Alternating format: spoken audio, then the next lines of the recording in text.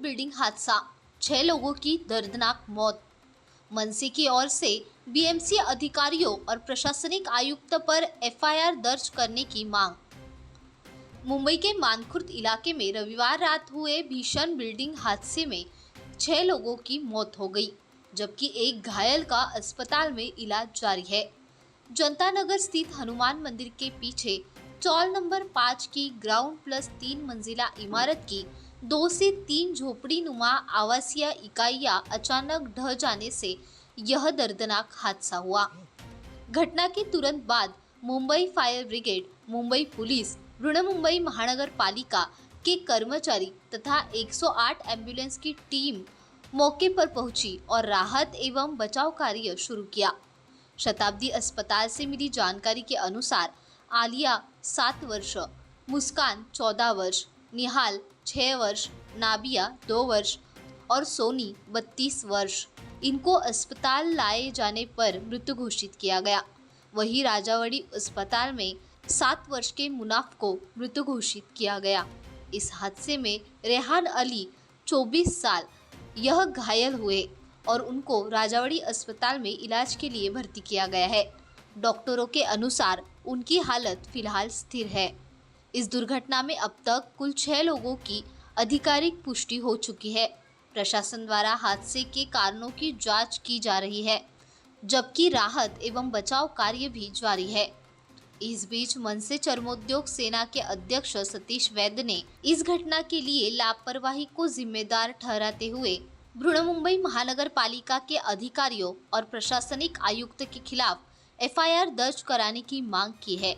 इस मांग के बाद मामले ने राजनीतिक रंग भी पकड़ लिया है और अब प्रशासन की भूमिका पर सभी की नजरें टिकी हुई है। वार्ड क्रमांक 135 मध्ये जी काल घटना झाली त्या सर्व मृतांना सर्वप्रथम भावपूर्ण श्रद्धांजली देतो। आज महानगरपालिका करते काय हा प्रश्न खूप गंभीरपणे उभा आहे। कमीत कमी 7 ते 8 वर्ष झालं महानगरपालिकेला आम्ही पाठपुरावा करत आहोत। इनलिगल मोबाईल टावर, इनलिगल बांधकाम, 4-4 माळ्याचे बांधकाम झालेले आहेत मानखुर्द शिवाजीनगरमध्ये। त्याच्यावर 4-4 माळ्याच्या बिल्डिंगवर 15-15, 20-20 फुटाचे मोबाईल टावर लागलेले आहेत।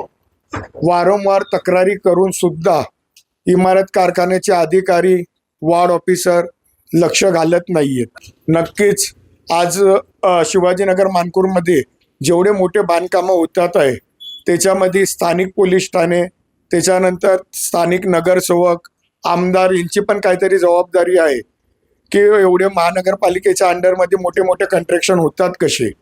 तरी वारंवार पत्र देऊन एम पूर्वचे सहआयुक्त उज्ज्वल इंगोले साहेब यांच्या संगती भेट घेऊन वारंवार तक्रारी करून सुद्धा इनलिगल कन्स्ट्रक्शनवर कारवाई होत नाही। याचा अर्थ कुठेतरी महानगरपालिका या सर्व संबंधित जबाबदार आहे। जसं काल 136 मध्ये जे अनधिकृत बांधकाम घडणार होतं त्याचा पाठपुरावा करून आम्ही महापौरांना आणि Ashwini Bhide madam, DMC Nandedkar madam, ward officer, स्थानिक पोलीस स्टेशनला मी स्वतः फोन करून कळवलं। तेव्हा जी घटना 136 मध्ये होणारी ती टळली, पण तरी पण काल रात्री वार्ड क्रमांक 135 मध्ये 3 माळ्याचं इनलिगल कन्स्ट्रक्शन पडलं आणि त्याच्यामध्ये 7 जणांचा मृत्यू झालाय। त्याला जबाबदार म्हणून मुंबईचे पालकमंत्री मंगल प्रभात लोढा हे राजीनामा देतील का? आणि त्याचप्रमाणे मंगल प्रभात लोढाची जी जबाबदारी आहे त्याचप्रमाणे स्थानिक नगरसेवक नवनाथ बन यांची ती खूप मोठी जबाबदारी आहे। त्याच विषयावर नवनाथ बन यांचा पण राजीनामा झाला पाहिजे। आणि जसं ऋतू तावडेंनी सांगितलं की तो प्लॉट आमचा नाहीये, महानगरपालिका जो कलेक्टरचा आहे, तर महानगरपालिका करते काय? आज तिथं पाणी जे पुरवठा होतो तो महानगरपालिकेचा आहे, साफसफाई होते ती महानगरपालिकेची आहे।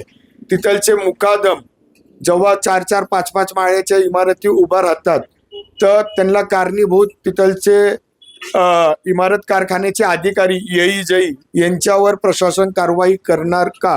हा मोठा गंभीर विषय निर्माण झालेला आहे। 100% झालाच पाहिजे। आतापर्यंत जेवढ्या मी तक्रारी केलेल्या आहेत इनलिगल कन्स्ट्रक्शनच्या त्या सर्व कंप्लेंटी घेऊन तक्रारी घेऊन मी हायकोर्टामध्ये पिटिशन लवकरच दाखल करत आहे. त्याच्यामध्ये पार्टी आम्ही महानगरपालिकेचे आयुक्तांना बनवत आहोत आणि या सर्व भ्रष्ट अधिकाऱ्यांवर निलंबनाची कारवाई झाली पाहिजे.